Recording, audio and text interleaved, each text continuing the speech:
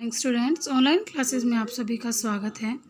Students, बेटे कल हमने आपको बताया था, निबंध लेखन हमने किया था, जिसमें मैंने आपको बताया था निबंध का अर्थ होता है भली भांति बंधी हुई रचना। मीन्स निबंध के विचारों में कार्य कारण संबंध बना रहता है, यानी कि कहते हैं कि निबंध के अंदर जो भाषा होती है वह सहज और सरल होती है और भाषा हमारी जो विषय है उसके अनुसार ही होनी चाहिए। दूसरी बात हमारे पास क्या आती है कि जो हमारा निबंध है वो एक प्रकार से व्याकरण के नियमों में बंधी हुई रचना। अर्थात कहने का क्या तात्पर्य है कि हम व्याकरण के अनुसार, मतलब कहने का कि वाक्य का प्रयोग करना, वाक्य को बनाना हमें आना चाहिए। अगर हमें वाक्य को बनाना आ गया तो हम अपना जो भी अंदर का मटेरियल होता है उसको अपनी भाषा में लिख सकते हैं। तो स्टूडेंट्स देखिए, आज हम करेंगे ईद के बारे में। मैं आपको बताती हूँ कि ईद किसे कहते हैं। कि देखिए बेटे, सबसे पहले यहाँ पर आपको कुछ रूपरेखा यानी कि कुछ संकेत बिंदु दिए जाते हैं जिसकी सहायता से आप अपना काम कर सकते हैं। जैसे ईद उल फितर का संक्षिप्त परिचय देते हैं पहले, फिर सामूहिक नमाज, ईद का उत्साह, मनाने का ढंग, सेवैयाँ, ईद का संदेश। यानी कि आप इसमें इन टॉपिक्स की इन संकेत बिंदुओं की सहायता से आप इसमें अपनी भाषा में इस निबंध को लिख सकते हैं। देखिए बेटे, सबसे पहले तो क्या होता है कि जो ईद उल फितर, ईद का जो त्यौहार है, ईद उल फितर मुसलमानों का मुख्य त्यौहार इसको हम कहेंगे। अगर हम बात करते हैं कि ईद की अगर हम बात करें तो ईद का अर्थ होता है कि मुसलमानों का जो त्यौहार होता है। जैसे दीपावली कल मैंने आपको कराया था, वो हमारे हिंदुओं का त्यौहार था। तो ईद क्या है? मुसलमानों का त्यौहार है। इसे भी सभी मिलजुल कर मनाते हैं। अमीर गरीब की भावना को भूलकर सभी गले मिलते हैं, मुबारकबाद भी देते हैं और ये एक मुसलमानों का त्यौहार। अब मैंने आपको बताया था बेटा कि जो ईद है जो भी कोई निबंध लिखा जाता है उसके पीछे कोई ना कोई घटना होती है, कोई ना कोई कहानी होती है, स्टोरी होती है। तो ईद के अंदर भी एक क्या स्टोरी है कि इसके अंदर बेटे एक इस्लाम धर्म के पैगंबर थे। इस्लाम धर्म के पैगंबर हजरत मोहम्मद साहब थे। उन्होंने क्या किया था, वो 1 महीने तक मक्का की गुफा में भूखे प्यासे रहे 1 महीने तक। फिर क्या हुआ कि इस घटना की याद में आज भी जो उनके अनुयायी थे, यानी कि जो उनके साथ उनके पीछे चलते थे, उनका अनुकरण करते थे, वो उस घटना की याद में 1 महीने के लिए रोज़ा रखते हैं। अर्थात व्रत, हमारे में तो भाषा में व्रत कह देते हैं, लेकिन मुसलमानी भाषा में रोज़ा बोलते हैं, रोज़ा। तो व्रत रखते हैं जिसे रमज़ान कहते हैं। रमज़ान कुरान शरीफ इस्लाम का पवित्र ग्रंथ माना जाता है। इसकी प्रेरणा मोहम्मद साहब को रमज़ान के महीने में ही मिली थी।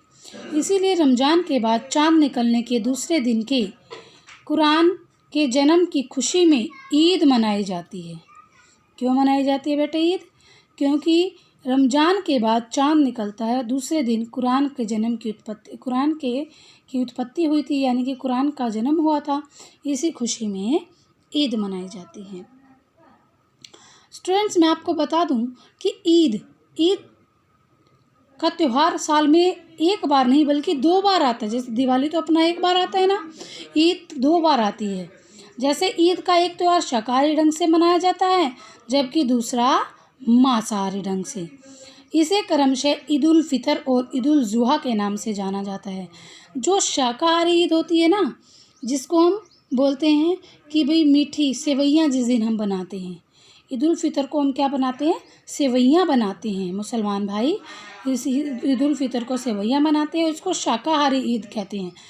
ईद उल जुहा को मांसाहारी के नाम से करते हैं। इसके दिन क्या होते हैं कि बकरे को हलाल करते हैं, या फिर हम कह सकते हैं कि बकरे का बलिदान किया जाता है, जिसको हम बकरा ईद के नाम से जानते हैं।